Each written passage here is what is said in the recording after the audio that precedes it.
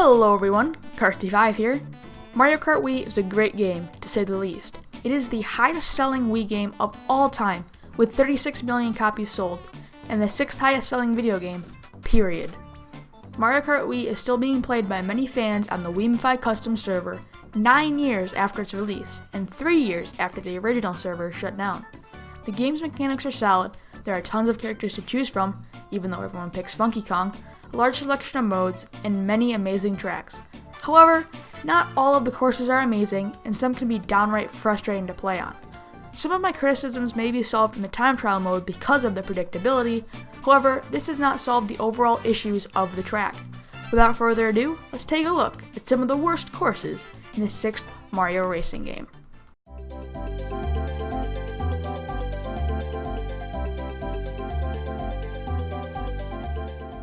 One word, penguins. Sherbet Land is practically filled with them. While their patterns may be somewhat predictable, collision with one of these Arctic birds can ruin a race in any mode. The icy water that lines this course is not usually a big deal, however badly executed drifts and bumps from other players can make navigating this track a nightmare. The course is also home to several sharp turns, which are not a huge deal usually, but add to the overall poor rating of N64 Sherbet Land. The cave in the center provides for an unenjoyable experience with close quarters racing and even more penguins. Out of many options for retro comebacks to Mario Kart, this course was chosen and feels like a wasted slot when so many better options are available.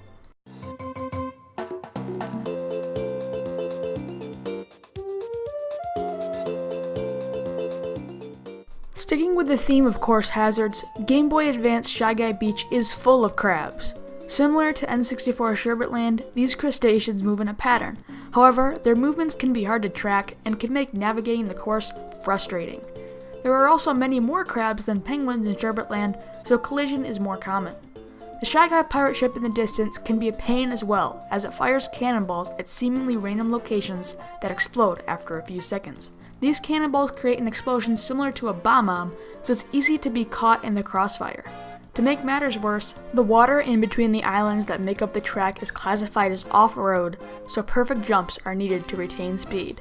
Overall, Shy Guy Beach is another wasted retro track slot, full of issues and annoyances.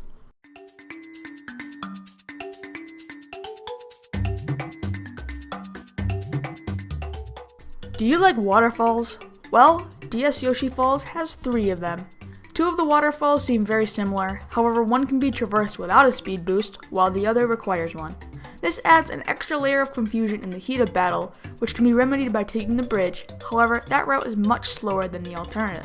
So, the guessing game resumes, and choosing incorrectly results in a watery death.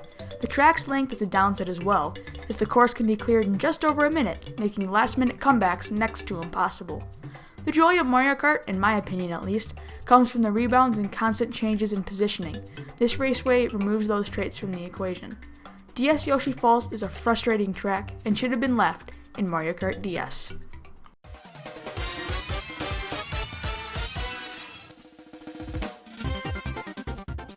Alright, most of you saw this coming. What with the many cars and hazards that make up this track, many consider this course to be one of the worst in the game. The cars that fill the road seem to move erratically at times, especially around corners, and can make even simple driving a headache. To make matters worse, collision with the front or back of one of the vehicles will cause your character to be flattened, similar to being run over by a character with a super mushroom. This will cause a massive speed loss for the next several seconds, most likely resulting in loss of positioning. There are also bomb vehicles which not only cause the racer who touched them to spin out, others in the area will spin out as well. Moonview Highway hinders the fun of racers everywhere and will hopefully not return in the future without major adjustments.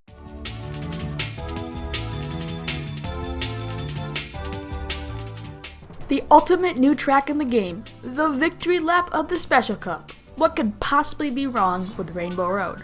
A lot, actually. To begin with the obvious, most of the course has no guardrails. This has been standard on most Rainbow Roads from the beginning, however Mario Kart Wii's physics make this an issue. Especially with small characters, it's easy to be bumped off the edge by another player, even if your character is of a heavier weight class. With this change, the utmost care needs to be taken in order to avoid other players, thereby mitigating the chance of a fiery doom. Tons of tight turns and sideways jumps do not help the chance of falling in the slightest, making perfect driving a requirement to dodge a plunge to the Earth's surface. In addition to the chance of falling, the track is split up into many sections due to speed boosts and ramps.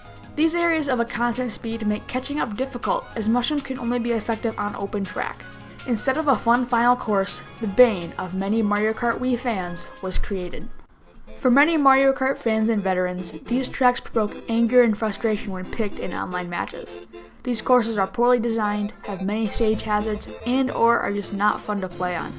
Even with these tracks, the game is still fun, and some subpar sections do not ruin the overall experience. This list was purely subjective, as my opinion may be different from yours, so feel free to post a comment below and let me know your least favorite tracks from Mario Kart Wii. Thank you so much for watching to the end, and I hope you enjoyed this video.